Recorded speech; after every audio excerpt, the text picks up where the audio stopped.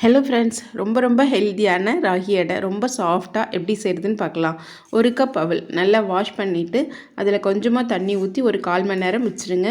இப்போ அவல் நமக்கு நல்ல ஊறி ரெடியாக இருக்குது. இதை நல்லா கையால் பிசைஞ்சிட்டு எடுத்துக்கோங்க. ஒரு கப் அவல், ஒரு கப்பு ராகி மாவு அது கூட எடுத்துக்கோங்க.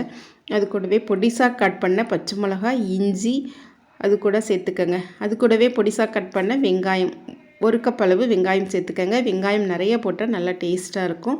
அது கூடவே பொடிசாக கட் பண்ண கீரை, கொஞ்சம் கொத்தமல்லி, கருவேப்பிலை அது கூட சேர்த்துக்கோங்க. தேங்காய் துருவல் கொஞ்சம் சேர்த்துக்கோங்க.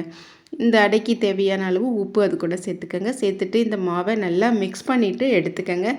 தண்ணி நல்ல சுடு தண்ணி ஊற்றி பிசைஞ்சு எடுத்துக்கோங்க. தண்ணியை நல்லா கொதிக்க வச்சுட்டு அந்த தண்ணி கொஞ்சம் கொஞ்சமாக ஊற்றிட்டு பிசைஞ்சு எடுத்துக்கோங்க. இப்போ மாவு நல்லா பிசைஞ்சு ரெடியாக இருக்குது. ரொம்பவும் தண்ணியாக இருக்கக்கூடாது, ரொம்ப கட்டியாகவும் இருக்கக்கூடாது. இந்த பதத்துக்கு மாவு ரெடி பண்ணி எடுத்துக்கோங்க. இப்போ இலையில எண்ணெயை தடவிட்டு இந்த அடையை தட்டிட்டு அடுப்பில் ஒரு கல் போட்டு ஹீட் ஆனோடனே நம்ம இந்த இலையோடு அப்படியே போட்டுட்டு இலையை மெதுவாக எடுத்துட்டு இதை மூடி போட்டு வேக வச்சுக்கோங்க.